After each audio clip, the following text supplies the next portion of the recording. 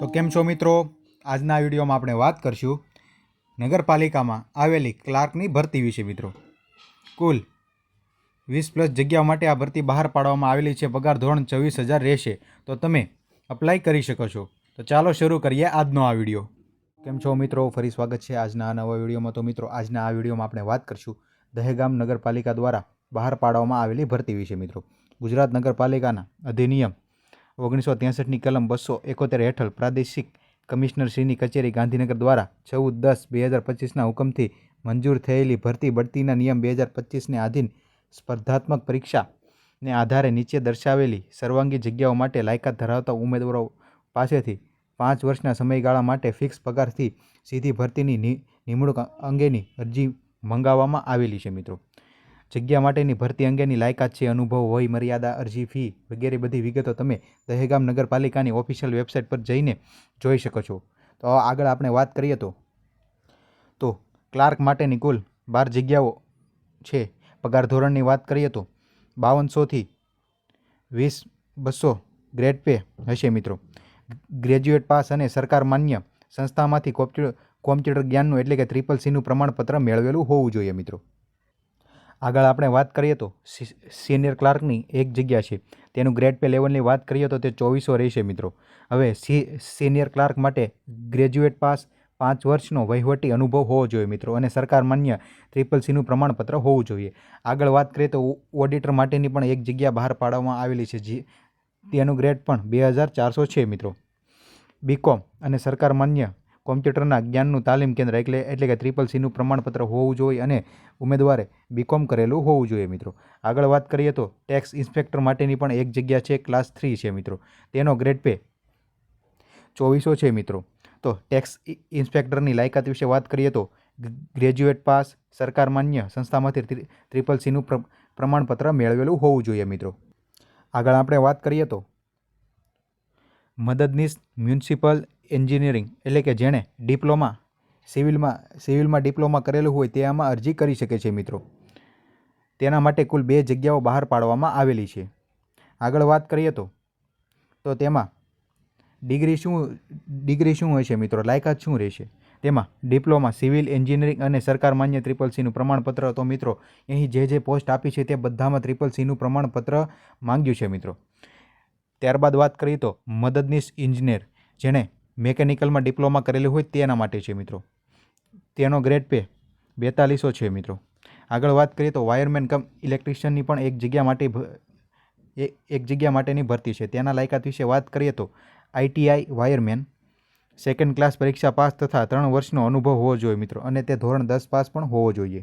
તેના grade pay લેવલની વાત કરીએ તો વાયરમેન કમ ઇલેક્ટ્રિશિયનનો ગ્રેડ પે મિત્રો 1900 રહેશે. ત્યારબાદ આપણે વાત કરીએ તો છેલ્લી જગ્યા માટે કમ્યુનિટી ઓર્ગેનાઇઝેશન સામાજિક સંગઠન માટેની કુલ 2 જગ્યા છે. તેનો ગ્રેડ પર પણ 4200 છે મિત્રો.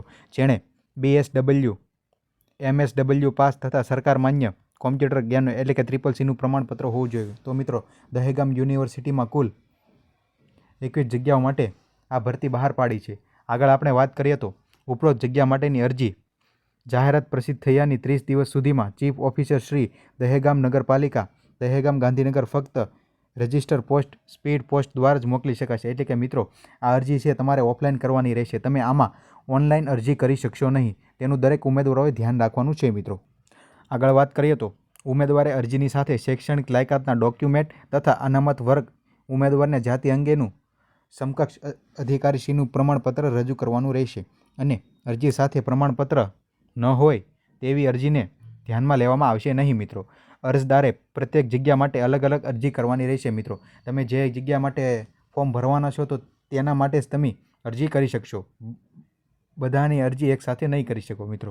આગળ વાત કરીએ તો અરજી સાથે બિન અનામત વર્ગના અરજદારે 500 રૂપિયા ચીફ ઓફિસર દહેગામ નગરપાલિકાના નામનો DDથી મોકલવાનો રહેશે મિત્રો. એટલે કે તમારે અહીં ફીસ ચૂકવણી એ ડિમાન્ડ ડ્રાફ્ટ દ્વારા કરવાની રહેશે મિત્રો. SC ST અને OBC માટે કોઈપણ પ્રકારની ફીસ નથી મિત્રો. SC ST અને OBC માટે કોઈપણ પ્રકારની ફી રાખવામાં આવેલી નથી મિત્રો. ફક્ત બિન અનામત વર્ગના ઉમેદવારો માટે 500 રૂપિયા ફી રાખવામાં આવેલી છે. અરજી કવર ઉપર અરજી કરેલ જગ્યાનું નામ સ્પષ્ટ દર્શાવવાનું રહેશે મિત્રો. ઉપરોક્ત સર્વાંગી માટે અરજી અંગેના નિયત નમૂના દહેગામ નગરપાલિકાની વેબસાઇટ પરથી ડાઉનલોડ કરી શકાશે. એટલે કે જે તમારું અરજી ફોર્મ છે તે તમે દહેગામ નગરપાલિકાની વેબસાઇટ પરથી જઈ ડાઉનલોડ કરી શકશો અને તે જે ડાઉનલોડ કરશો તે નમૂના મુજબ અરજી મોકલવાની રહેશે મિત્રો. વય મર્યાદા સરકારના નીતિ નિયમ મુજબ રહેશે મિત્રો. અનામત વર્ગના ઉમેદવારને સરકારશ્રીના નિયમ મુજબ છૂટછાટ મળવાપાત્ર હશે મિત્રો. તેમાં 12 ડિસેમ્બર 2025ની સ્થિતિએ વય મર્યાદા ગણવાની રહેશે મિત્રો. શૈક્ષણિક લાયકાત એટલે કે 12 ડિસેમ્બર 2025ની સ્થિતિએ નિયત શૈક્ષણિક લાયકાત ધરાવતા ઉમેદવારો અરજી કરી શકશે. આગળ આપણે વાત કરીએ તો અધૂરી કે સમય મર્યાદા બાદ મેળવેલ અરજીઓને ધ્યાનમાં લેવામાં આવશે નહીં મિત્રો. આ અંગે કોઈપણ પ્રકારનો પત્ર વ્યવહાર કરવામાં આવશે નહીં. આ જાહેરાત તથા સમગ્ર ભરતીની પ્રક્રિયામાં કોઈપણ કારણોસર ફેરફાર કરવાની કે રદ કરવાની આવશ્યકતા ઊભી થાય તથા પસંદગી કરવી કે ન કરવી એ દહેગામ નગરપાલિકાનો સંપૂર્ણ અબાધિત અધિકાર છે મિત્રો. દહેગામ નગરપાલિકા માટે કોઈ કારણો આપવા બંધાયેલી નથી મિત્રો. તો મિત્રો ફરી મળીશું એક આવા જ ભરતી રિલેટેડ વિડીયો સાથે. તો અમારી આ ચેનલને સબસ્ક્રાઈબ કરી લેજો. અમારા વિડીયોને લાઇક કરી દેજો અને જે કોઈ પણ મિત્રો ગાંધીનગરમાં છે અને આ અરજી અંગે લાયકાત ધરાવે છે તો તેમાં અરજી કરી શકો છો મિત્રો. ફરી મળીશું એક નવા વિડીયો સાથે અને આવા જ ભરતીના વિડીયો લેવા માટે અમારી આ ચેનલને સબસ્ક્રાઈબ કરી દો. તમારા બધાનો ખૂબ ખૂબ આભાર મિત્રો.